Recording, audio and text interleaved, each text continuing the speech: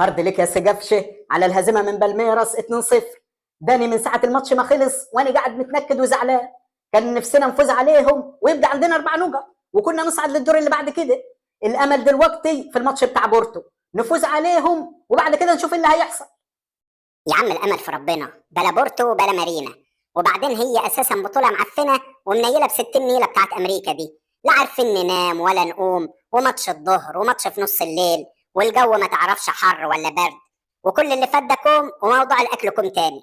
مفيش غير الاكل النباتي، خضار سوتيه وخس وبروكلي، وتيجي تطلب حته لحمه يقول لك هما نوعين، يا كلاب يا خنازير.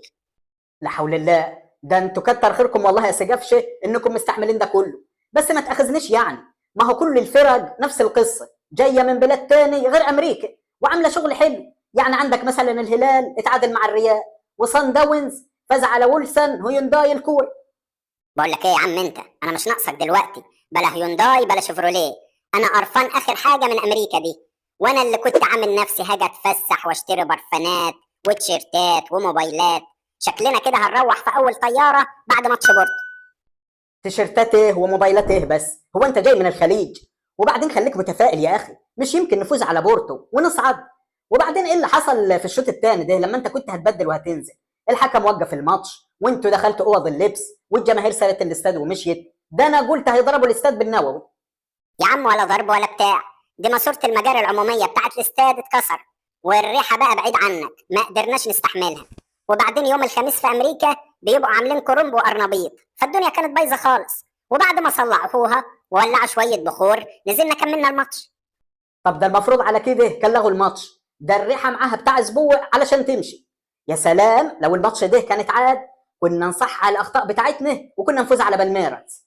انا بالحق يا سجافشه، بعد ما رجعتوا الملعب كنت لامن اللعيبه حواليك كده وكنت قاعد بتشرح لهم حاجه، يا ترى كنت بتقول لهم ايه؟ ولا كنت بشرح ولا نيله.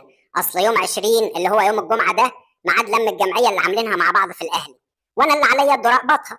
فكنت بقول لهم يا جدعان محدش ياخر الجمعيه ويقول مش معايا فلوس ومزنوق، كلنا مزانيق وورانا مصالح وعيال بنصرف عليها. طب وهو ده وقت لما جمعيه يا سجافشه؟ ده انا فكرتك بتحمسهم علشان تجيبوا جونين وتتعادلوا في الماتش. بقول لك ايه، انا مش مرتاح لريفيرو المدرب ده، حاسه كده حتى معهوش رخصه تدريب ولا ليه في الكوره اساسا. انا مش مرتاح له من ساعه الاهلي ما اتعاقد معاه. يا عم بلا وجع دماغ، ده طول اليوم مركب لي الوش الخشب وقاعد يشخط وينطر فينا، ويجي في الماتش يبقى عامل زي القطه السيامي. فين ايامك يا حاج كولر؟ كان كلامه قليل واداؤه وشغله كتير.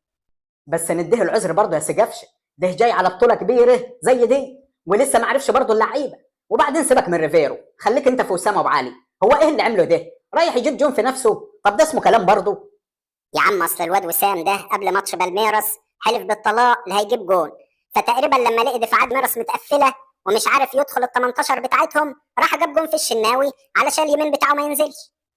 يا سجافشه هي جت على وسام؟ ده محمد هاني كان في الضياع خالص، ومروان عطيه خد الانذار الثاني ومش هيلعب في ماتش بورتو، ومنزل لي حسين الشحات بدل عطيه الله. وعلى راي مدحت شلبي، ما تفهمش الدنيا ماشيه ازاي ومين هيطلع ومين هينزل ومين هيلعب فين. يا عم ربنا يسترها بقى في ماتش بورتو ده ونعمل نتيجه كويسه. وهقول لك على حاجه، المشكله مش في اللي بعد كده، المشكله في اللي جاي.